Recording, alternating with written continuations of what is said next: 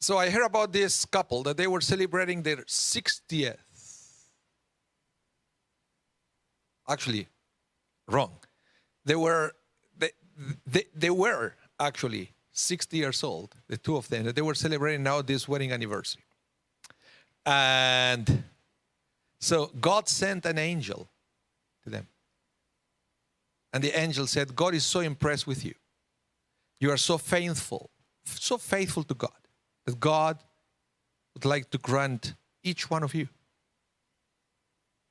a wish to make you truly and absolutely happy. So what do you want from God? So the woman says, well, I would like to travel with my husband all around the world. Poof! There was lots of smoke around. And when the smoke cleared, she had all these tickets on her hand to travel all around the world. And then it was time for the husband. And he said, well, I would like to be married to a woman 30 years younger. Poof, smoke. And when the smoke cleared, he was 90 years old. I want to talk to you today about lasting joy. Lasting joy. You see, this is amazing because sometimes we don't really know what lasting joy is. We have so many misconceptions in these days. And this is something that it was very evident during the pandemic when many people were stuck at home. Technically, yeah, we have so many means of entertainment for all of us. From cell phone, computers, games, you name it. And yet, people were sad, people were depressed, people were anxious. Because all these things, they didn't really bring any joy. Maybe it was a little bit of entertainment, but it was so short-lasting that it doesn't really count. And I guess we realize what really and truly make us really joyous and happy in life. And I believe this kind of artificial entertainment, it works for a little bit, but then it doesn't work anymore. But now that we are celebrating Sukkot, the topic of joy and happiness is very present in this celebration. In fact, one of the names of Sukkot is Zman Simchateinu, the time of our joy. One of the other names of the festival is Chag, which means festival, but in the festival with capital T and capital F. And also, at the end of Sukkot, after Sukkot ends, we have the next day, Simchat Torah. The joy, the happiness of the Torah. So the concept of joy, the concept of happiness is amazingly present in the festival of Sukkot. And what do we do in Sukkot that deserve to have this label, deserve to have the label of it, the festival and the time of our joy or happiness? Because if you think about it, it's very, very strange. We go to a sukkah, there is next to nothing. It's a fragile booth. And sometimes there is not even artificial light in there. Yeah, we decorate the sukkah, of course, but it's very simple. So how can the sukkah bring you any joy? How can the sukkah bring you any happiness? Well, of course, the sukkah itself cannot bring you any joy or any happiness, but what's happening inside the sukkah is what is so special about this holiday. Because let's think about it this way.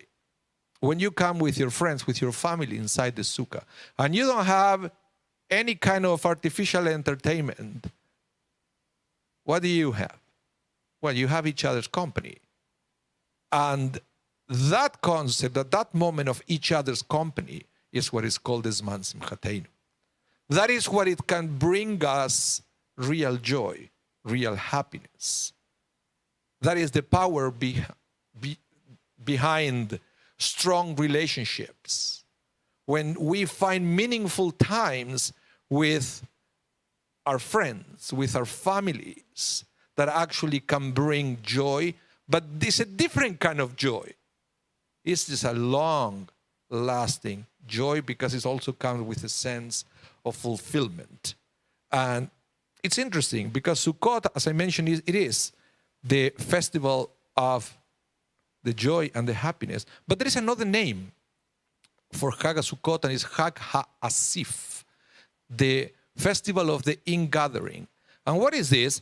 The ingathering was because it's also during the time of the harvest. This is the end of the harvest season. And there were all the sheaves and all the bundles with grain that they were left all over the fields. And it was the last attempt of all the farmers to bring all that together before the harvest season is formally over. But it's also, it's amazing how these two concepts overlap. The ingathering, the getting all together, with the name of Sukkot that makes reference to the joy. But as I mentioned before during the service, how can we reconcile all this joy and being all together with the reading of Kohelet during Sukkot? The Ecclesiastes. Have you ever read Ecclesiastes? It's the most depressing book ever.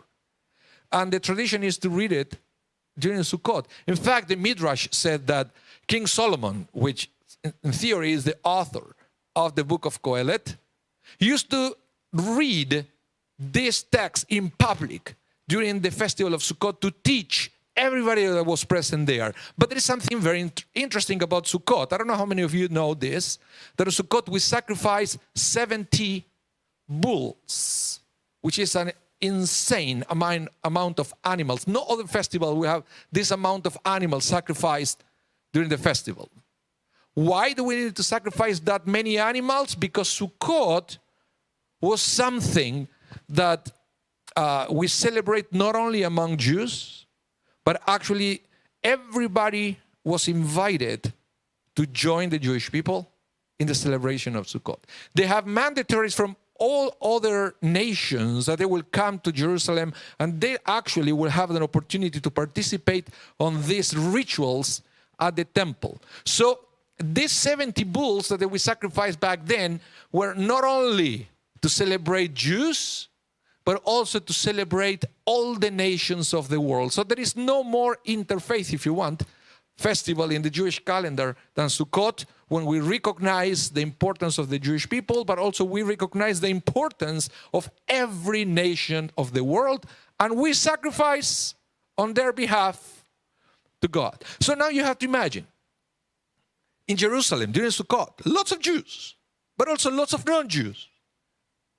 And King Solomon decides to read Kohelet to non-Jews. Couldn't he find any more uplifting book? He had one chance a year. Listen to this. One chance a year to make an impact on somebody that is not Jewish. One chance. And he reads Kohelet. Let me read a little bit what it says at the beginning. It's amazing. Kohelet, it starts by saying, pointless, says Kohelet, King Solomon. Totally meaningless. It's all pointless. What real value is there in all the labor under the sun? One chance a year. And this is what King Solomon tells everybody in Jerusalem. But actually, the rabbis say that it makes total sense. Because sometimes when we have the opportunity, or when they have the opportunity to be together, Jews and non-Jews, and then we reflect on what separates us. Why is that sometimes we have so much trouble to coexist, to live together?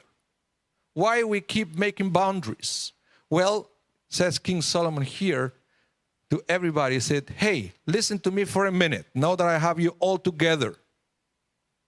The way we are living our lives is pointless. We are putting our emphasis in the wrong places. We have our priorities upside down. We keep focusing too much on this material world. Everybody gets worried about their own little thing. And then at the end of the day, sometimes we don't even talk to each other. So listen to me for a minute.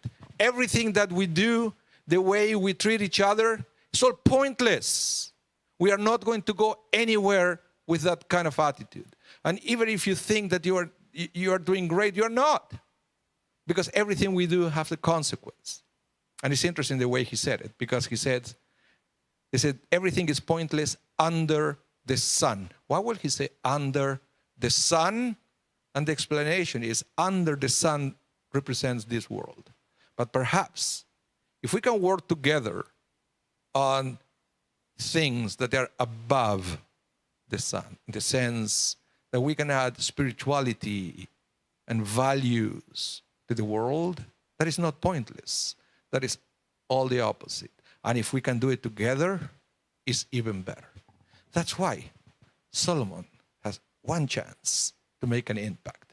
And if he could convince Jews and non-Jews to work together in things that they are meaningful and transcendental, then perhaps we have an opportunity to keep that spirit of unity beyond Sukkot. And this is a beautiful message that we learn in this festival of the joy, but also festival of the ingathering, when we have the opportunity to be all together. So, my question for all of you is, if you can do one thing in this coming year to be more welcoming, to be nicer to other people, to be a better version of yourself, what would that be? And perhaps the answer is in the festival of Sukkot. We should start with analyzing our priorities and realizing that maybe we are putting our priorities in the wrong places instead of putting it into places and things that actually can bring meaning to your life, and they can have a long-lasting impact.